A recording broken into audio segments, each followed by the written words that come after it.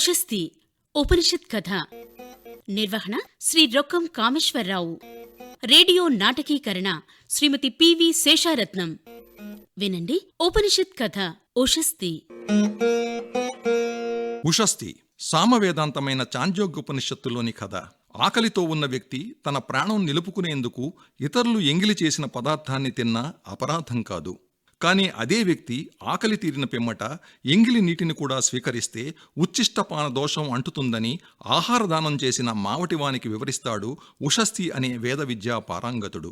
అలాగే ఒక మహారాజు చేసే యాగం వద్దకు వెళ్లి ఉపాసించవలసిన యాగదేవతా స్వరూపాలను తెలుసుకోకుండా సంభావనల కోసం మిడిమిడి జ్ఞానంతో గానం చేస్తే ఎంతటి అపచారమో అక్కడి ఋత్విక్కులకు ఉద్బోధించి వారికి కనువిప్పు కలిగించి యాగ సంరక్షకుడవుతాడు ఉషస్తి. అయ్యో కళ్యాణి, నేనింక నడవలేకపోతున్నాను. నా పాదాలు సహకరించడం లేదు స్వామి. కళ్యాణి, కొంచెం ఓర్చుకో కళ్యాణి.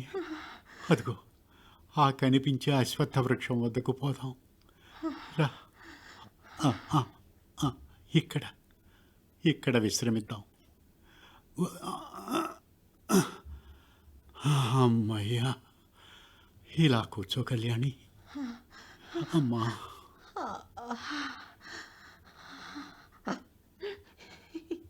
ఇదెక్కడి దుస్థితి స్వామి?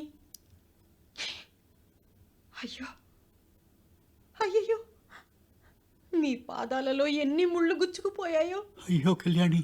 స్వామి స్వామి, ఎర్ర తామరలను తలపిస్తున్నాయి స్వామి తమ పాదాలు. ఎంతటి వారికైనా కర్మను దాటడం శక్యం కాదు కళ్యాణి. అయినా ఎక్కడి మన కురుక్షేత్రం, ఎక్కడ ఈ గ్రామం? 3 నాళ్లుగా రేయింబవళ్ళు నిద్రాహారాలు లేకుండా కరువు ప్రాంతం దాటేందుకు ఎన్ని క్రోసులు నడిచామో కదా స్వామి. వేద విజ్ఞానానికి మూలస్థానం, ఆర్య సంస్కృతికి నిలయం, ధర్మక్షేత్రమైన మన మాతృదేశం కురుదేశంలో అయ్యో ఏనాడో ఎరగని ఎంతటి కరువు వచ్చి పడింది స్వామి. అంతా విధి విపరీతం కళ్యాణి. స్వామి, సకల విద్యా పారంగతులు, సద్గుణ సంపన్నులు, చక్ర ఋషి వంశానికి చెందిన నా పతిదేవులైన ఉషస్తి మీరు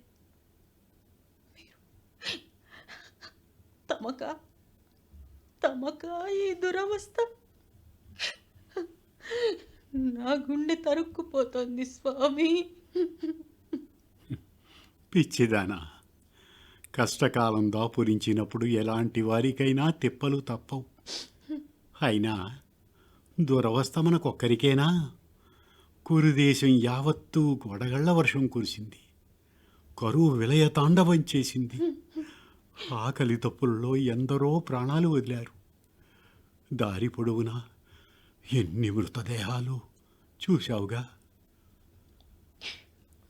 అయినా ఎన్నడూ కనీ విని ఎరగని ఎడతెగని ఈ పాషాణ వర్షం, ఈ వర్షం ధాటికి మనుషులతో పాటు పచ్చని పైర్లు కూడా నాశనమైపోయాయి. దేశమంతా దుర్భిక్షమే కదా స్వామి. అవును కళ్యాణి, తినేందుకు తిండి లేక, తాగేందుకు నీరు దొరక్క మందలు పశువులు ఎక్కడివక్కడే మరణించాయి. కళ్యాణి కళ్యాణి, చివరికి మన బిడ్డ కూడా పాలు లేక అల్లాడిపోయి ప్రాణాలు విడవడం తలుచుకుంటేనే ఇంకా ఎందుకు బతుకున్నానా అనిపిస్తోంది స్వామి. కళ్యాణి, అంత మాటనకు. నీ మాతృహృదయానికి అలా అనిపించడం సహజమే. కానీ బలవంతాన మరణించలేం కదా. అయినా ఆత్మహత్య మహాపాతకమని నీకు తెలుసుగా. అందుకే ప్రాణం ఉన్నంత వరకు ఈ దేహాన్ని ఎలాగో నిలుపుకునేందుకే ప్రయత్నించాలని ప్రాజ్ఞులైన మన పూర్వీకులు చెప్పగా వినలేదా? అందుకేగా ఇలా కొన ప్రాణాలతో ఇంత దూరం నడుచుకుంటూ అమ్మా ఆ కరువు ప్రాంతాన్ని దాటి వచ్చాం. అమ్మా ఏమిటిది? అబ్బా స్వామి, కడుపు నొప్పి. కళ్యాణి, అబ్బా ఈ క్షుద్బాధను నేను తట్టుకోలేకపోతున్నాను. అయ్యయ్యో, 3 నాళ్లుగా అన్నం మెతుకు చూడలేదు, చుక్క నీరు కూడా త్రాగలేదు. ఆ, అయినా ఎలాగో ఓర్చుకున్నాం. స్వామి, ఇక్కడైనా తినేందుకేమైనా లభిస్తే బాగుండును. అమ్మా, అబ్బా, కళ్యాణి, ఆ ఆకలి ప్రాణాలు కడతేరిపోతున్నాయి స్వామి. కళ్యాణి, కళ్యాణి, నేను స్పృహలోనే ఉన్నానా? స్వామి, నా చెవులకేవో ఘీంకారాలు వినిపిస్తున్నాయి. అవి అవి నిజమైన ఏనుగులవేనా, లేక నా చిత్త భ్రమ? ఏమిటిది? లేదు స్వామి, ఆ, నిజమే స్వామి. నిజమా? అదిగో ఆ, అక్కడ ఎవరో ఒక మావటివాడు ఏనుగులకు గ్రాసం తినిపిస్తున్నాడు. ఆ, ఆ, కళ్యాణి, జంతువులకు ఆహారం ఉంది అంటే మనకి ఏదో ఒకటి దొరుకుతుందనే ఆశగా ఉంది. ఆ, కాస్త ఓపిక తెచ్చుకొని అతని వద్దకు పోదాం పద. ఈ పూటకు తినడానికి పట్టెడు మెతుకులు దొరుకుతాయేమో చూద్దాం పద. రా కళ్యాణి, రా. అలాగే అలాగే, అమ్మా, పదండి స్వామి. నెమ్మదిగా నెమ్మదిగా.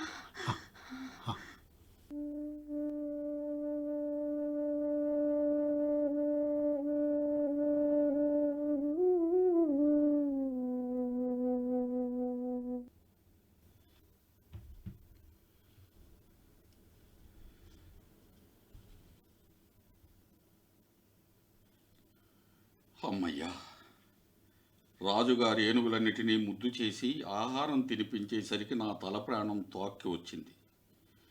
వాటికి నీళ్లు పెట్టడం కూడా అయ్యేసరికి సూర్యుడు నడినెత్తికి వచ్చాడు.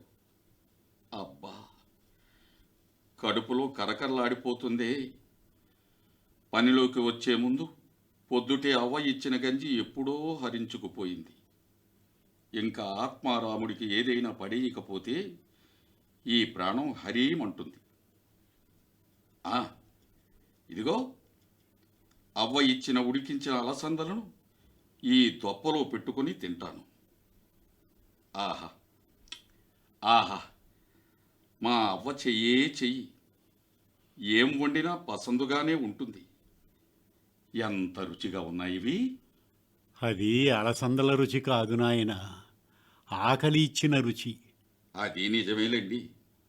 అందుకేగా ఆకలి రుచెరగదని మీ బోటి పెద్దలు చెప్పారు. ఆ, స్వామి, ఇంతకీ తమరెవరు? ఎక్కడికి ఎలా వచ్చారు? ఎక్కడి నుంచి వచ్చారు? ఎలా వస్తేనే, ఎక్కడి నుంచి వస్తేనే, నీ భోజన సమయంలో వచ్చిన అతిథినయ్యా. అతిథా?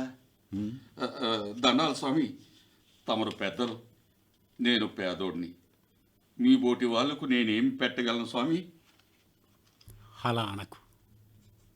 ఆకలితో ఉన్నవాడికి ఏం పెట్టినా అది పరమాన్నమే కదయ్యా. నేను తింటున్నవి పేదోళ్ళు తినే అలసందలు స్వామి. నేను 3 రోజులుగా అన్నమే ఎరుగని వాడిని నాయన. అయినా ఆ, ఇదిగో చూశారుగా, పాపిచ్చేవాడిని. మా అవ్వ పొద్దుటెప్పుడో ఉడికించి మూటగట్టిన ఈ కాసిన్ని అలసందలను ఆకలి ధ్యాసలో పడి ఇదిగో ఈ ఆకుదొప్పలోకి మొత్తం వంపుకుని తినడం మొదలుపెట్టాను. ఇవి ఎంగిలైపోయాయి స్వామి.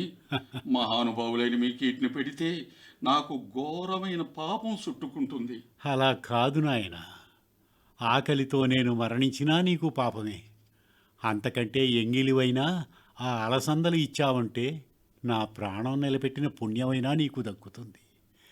దయతో నాకు ఆ అలసందల్ని పెట్టు బాబు. అయ్యయ్యో, నాకు ఎంత సంకటం వచ్చి పడింది. పెట్టకపోతే ఈ దంపతుల ప్రాణం ఎక్కడే పోయేలాగుంది. కనుక నాకు పాపం అంటినా సరే ఇస్తాను. అయినా ఆ బాబే ఏమంటున్నారు కదా స్వామి, ఆ, ఇదిగో తీసుకోండి. ఆ, మంచిది. కళ్యాణి, ఇదిగో వీటిలో కొన్ని నువ్వు తీసుకో. ఈ పూటకి మన ప్రాణాలు నిలబడతాయి. రేపటి సంగతి తర్వాత చూద్దాం.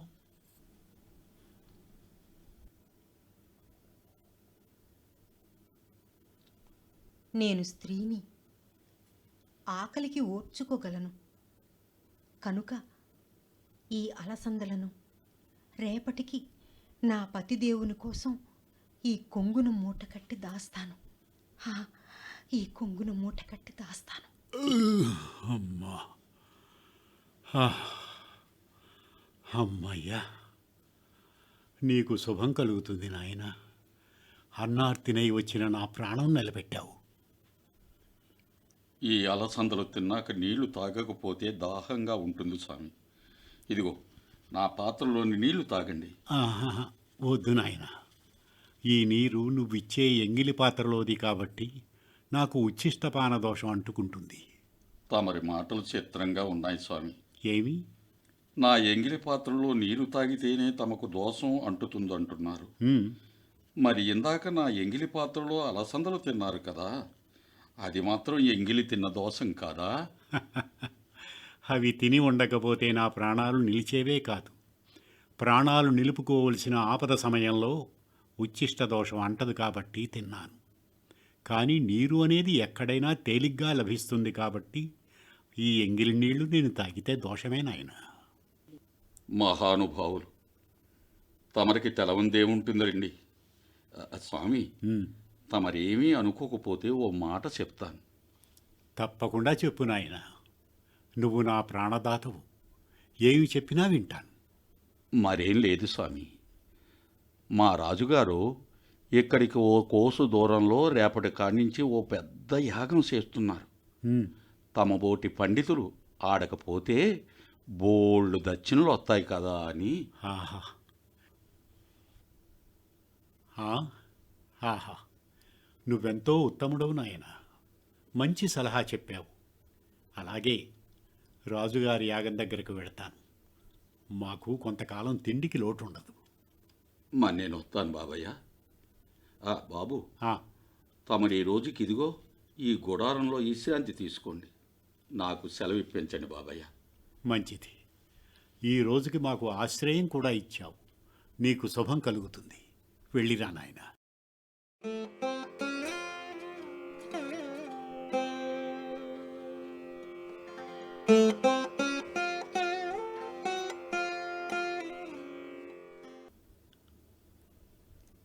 స్వామి, హ్మ్?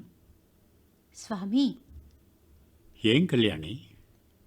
సూర్యదేవునికి అర్ఘ్యపాద్యాదులివ్వడం పూర్తయింది కదా. హ్మ్. మరి నీ భావం నాకు అర్థమైంది కళ్యాణి.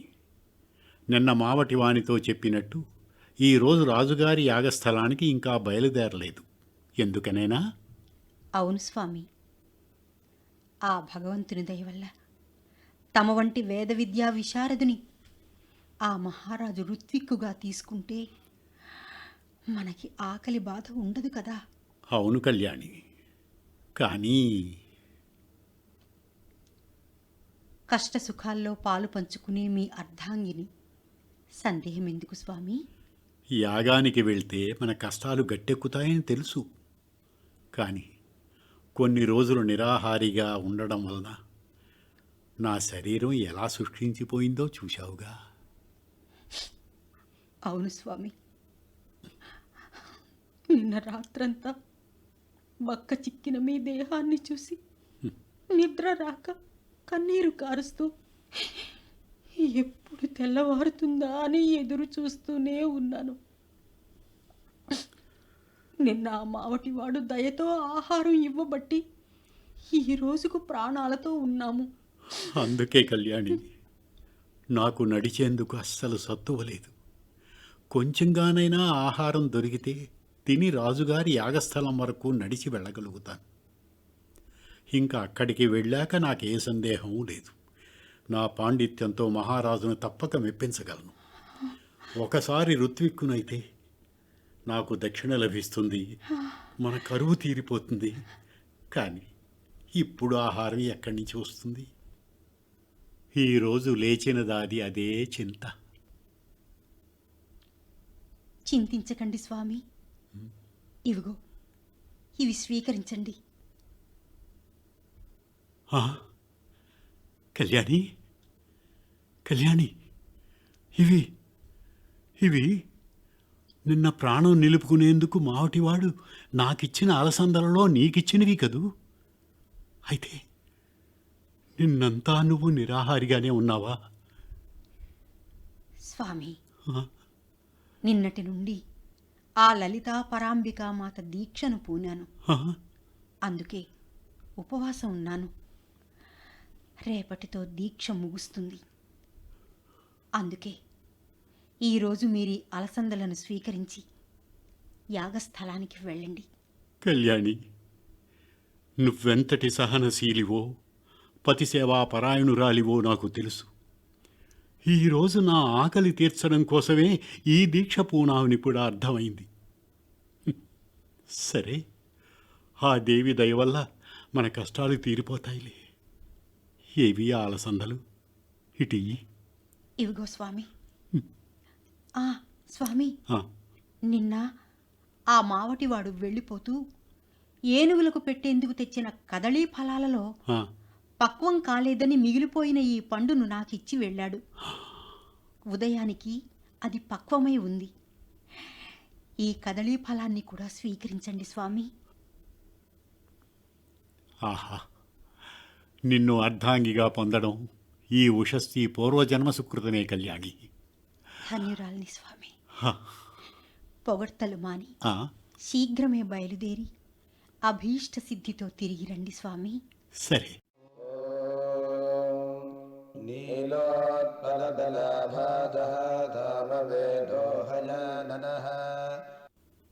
ఎవరి మహాపురుషుడు ఎప్పుడూ మనం చూడలేదే. బ్రహ్మతేజస్సుతో సాక్షాత్తు సూర్యదేవునిలా ప్రకాశిస్తూ చకచకా యజ్ఞమండపం వైపు అడుగులు వేస్తున్నాడు. యాగకర్త మహారాజు గారు కూడా ఈయన వర్చస్సుకు విస్తుపోయి ఎలా చూస్తున్నారో. మహారాజా, యాగానికి అంతా సిద్ధమైంది. ఇక ప్రస్తావగానం, ఉద్గీతగానం, ప్రతిహారగానం చేయడానికి ప్రస్తోతనైన నేను, అదిగో ఉద్గాత, ప్రతిహర్త ఎదురు చూస్తున్నాం. ఆగండి ప్రస్తోత. ఎవరి మహానుభావుడు సాక్షాత్తు అగ్నిదేవునిలా జ్వాలాముఖుడై విచ్చేశాడు? ఎవరు స్వామి తమరు? ఎవరైనా కానీ ఆ సద్యమండపం నడుమ మా ఉద్గాతగుణానికి సమీపంలో ఆసీనులు కండి. అంతేకాదు, నన్నెందుకు ఆగమంటున్నారో సెలవేయండి. ఓ ప్రస్తోత, ప్రస్తావభక్తి విషయంలో ఏ దేవతా రూపం ఉపాస్య రూపంలో ప్రసిద్ధమై ఉందో ఆ దేవతా స్వరూపాన్ని ఎరుగుదురా? ఆ, అది అది? ఎరుగను స్వామి. తెలియకుండా ఎలా ప్రస్తావగానం చేద్దామనుకుంటున్నారు? గానం చేయడానికి తెలుసుకోవాల్సిన అవసరం ఉందంటారా? ఎందుకు లేదు? ఆ ఉపాస్య దేవతా స్వరూపాన్ని తెలుసుకోకుండా ప్రస్తావగానం చేస్తే మీ తల ముక్కలవుతుంది తెలుసా? అమ్మో, ఏమిటి శాపం! శాంతించండి మహానుభావ, మా అపరాధాన్ని మన్నించండి. మిమ్మల్ని వినమ్రతతో ప్రార్థిస్తున్నాను. ఆ ప్రస్తావ భక్తి విషయక దేవతా స్వరూపం గురించి దయతో నాకు తెలియచేయండి. ప్రస్తావభక్తి విషయక ఉపాస్య దేవత ప్రాణం, అంటే ప్రాణోపలక్షిత పరమాత్మ అని భావం. ఈ సమస్త భూతాలు ఈ ప్రాణంలోనే ప్రవేశించి లయాన్ని చెందుతున్నాయి. కావున సర్వభూత లయోత్పత్తులకు ఆధారభూతమైన ఈ ప్రాణస్వరూప దేవతే ప్రస్తావభక్తి విషయక దేవతగా ఉపాసించబడుతోంది. అర్థమైందా? ధన్యుడని మహాత్మ. ఇక్కడ ఉద్గాత ఎవరు? నేనే ఋషివర్య. ఓ ఉద్గాత, ఆ, ప్రణవనాదాన్ని ఉద్గీత అంటారని తెలుసు కదా. ఆ, ఉద్గీత భక్తి విషయంలో ఏ దేవతా స్వరూపం ఉపాస్యంగా ఉందో ఆ దేవతా స్వరూపాన్ని తెలిసే గానం చేస్తున్నారు కదా. ఆ, అలా కాకపోతే మీ తల తెగి కింద పడుతుంది. క్షమించండి ఋషివర్య, నాకు తెలియదు. దయతో ఉపాస్య దేవత ఎవరో ఆ దేవతా స్వరూపాన్ని మాకు వివరించండి. ఉద్గీత భక్తి ఉపాస్య దేవత ఆదిత్యుడు. ఉహు. సమస్త భూతాలు ఆయననే ఉన్నతునిగా స్తుతిస్తున్నాయి. సూర్యమండలం మధ్యలో స్వప్రకాశ రూపమై పరబ్రహ్మ స్వరూపమై అత్యున్నత స్థితిలో ఉన్న ఆ ఆదిత్య దేవతా స్వరూపాన్నే యాగంలో ఉపాసించి దాని స్వరూపాన్ని అనుభూతమనర్చుకోవాలి. తెలిసింది కదా. తెలిసింది మహాత్మా, నా అజ్ఞానానికి మన్నించండి.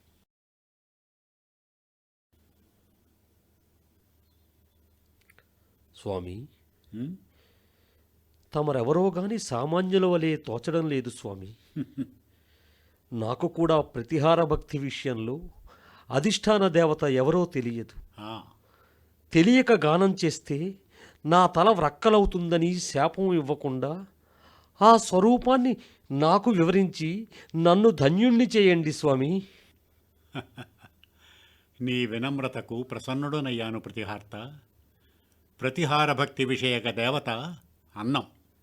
సమస్త భూతాలు అన్నం తినే జీవిస్తున్నాయి. సర్వాధారభూతమైన ఈ అన్నదేవతే ప్రతిహార్తకు ఉపాస్యం. అది తెలుసుకొని గానం చెయ్యి. ధన్యుణ్ణి స్వామి. మహారాజా, మమ్మల్ని క్షమించండి.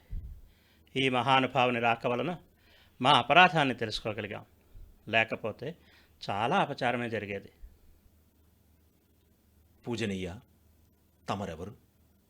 అపూర్వమైన మీ జ్ఞానానికి మా జోహార్లు. మాకు తమ పరిచయ భాగ్యం కలిగించండి.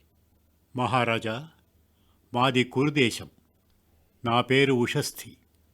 చక్ర ఋషి గోత్రానికి చెందినవాడను. తమ గురించి ఎంతో విన్నాం మహాత్మా. తమరు సర్వగుణ సంపన్నులని తెలిసి నా యాగ నిర్వహణకు తమరిని పెద్దగా నియమించుకోవాలనే ఆశతో తమ కోసం కురుదేశంలోని తమ నివాస స్థానానికి ఆహ్వానాన్ని పంపాను.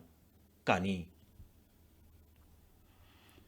కరువు కాటకాల వల్ల నేను ఆ స్థానం విడచి ఇన్నాళ్ళు ఊళ్ళు పట్టుకుని తిరుగుతున్నాను. తమ కోసం అన్ని వైపులా గాలించేందుకు సేవకుల్ని పంపించాను మహాత్మా. తమరెక్కడ ఉన్నారో తెలియలేదు. గత్యంతరం లేని స్థితిలో ఇదిగో ఈ అజ్ఞానులను యాగ నిర్వహణకు నియమించవలసి వచ్చింది. ఇప్పటికీ నా అదృష్టం వలన, భగవదనుగ్రహం వలన తమరు స్వయంగా యాగానికి విచ్చేశారు.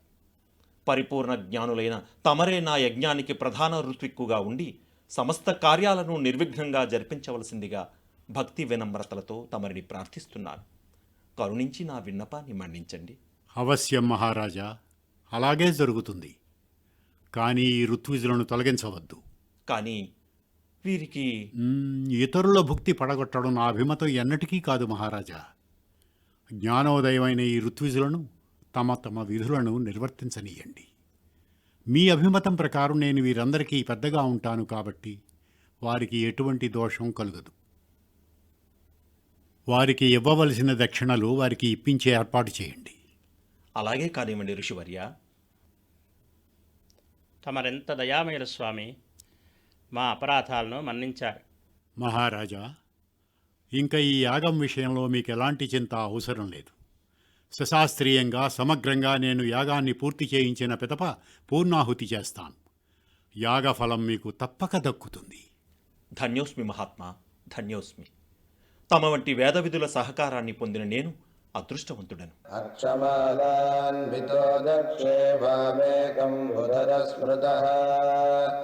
మీరింతవరకు ఉషస్థి ఉపనిషత్ కథ విన్నారు.